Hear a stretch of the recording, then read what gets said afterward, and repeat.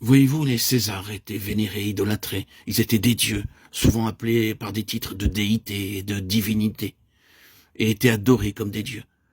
Jésus, en tant que Dieu, était un défi à l'ensemble de ce système, à toute cette autorité, d'où les persécutions du monde romain, alors que Christ avait été mis à mort à ce titre même. Ainsi l'Église allait suivre dans son sillage et être mise à mort pour la même raison. Jésus est Dieu. Il y a une étrange portion des Écritures qui n'est pas facile de comprendre, à moins de la considérer dans ce contexte. L'apôtre dit, personne ne peut dire que Jésus est Seigneur, sauf par le Saint-Esprit. 1 Corinthiens 12, 3. Cette déclaration paraît elle-même étrange si vous la sortez de son contexte historique.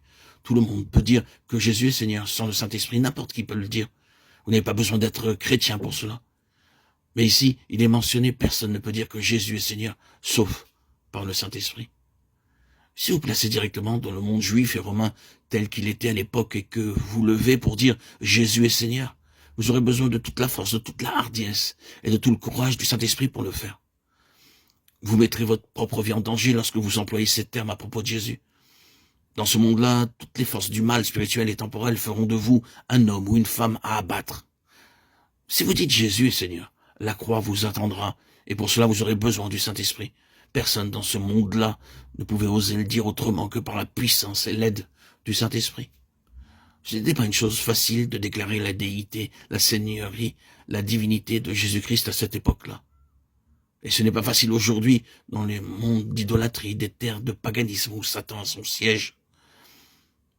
Certains d'entre vous le savent, le fait est que c'est une déclaration qui, lorsqu'elle est vraiment, réellement, spirituellement incarnée dans un ensemble de personnes et non une partie d'un credo chrétien, quelque chose que vous dites juste encore et encore, semaine après semaine, comme une façon de parler ou une formule. Lorsque cette déclaration est vraiment, réellement, spirituellement incarnée, que Jésus est Seigneur, Jésus est Dieu, lorsqu'elle est telle qu'elle l'a été au début, devenue réalité dans la puissance du Saint-Esprit, alors l'enfer dans son ensemble se mobilise pour détruire ce témoignage. Ainsi, vous pouvez avoir le langage et la terminologie du témoignage sans la réalité. Incarnez-la et vous êtes une cible. Vous êtes marqué par l'ennemi pour être crucifié, quoi que cela puisse signifier. Et le témoignage de Jésus commence là. Le témoignage de Jésus commence dans le monde spirituel qui s'oppose à la seigneurie incontestable, entière, absolue de Jésus-Christ dans cet univers. C'est la même. Je voudrais dire ceci et avancer, c'est dans ce domaine que l'Église prouve réellement son témoignage, sa valeur, sa signification, son importance, sa puissance. C'est dans le domaine des intelligences spirituelles que la preuve finale de la réalité de l'Église est connue et manifestée.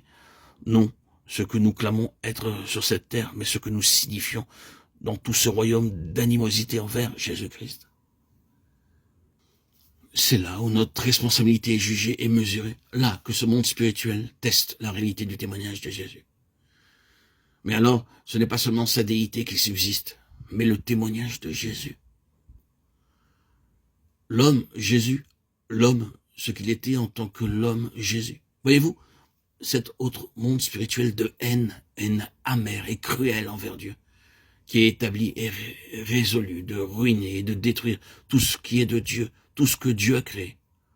Ce monde a marqué de son empreinte l'homme par lequel il donnera libre cours à sa méchanceté sur Dieu.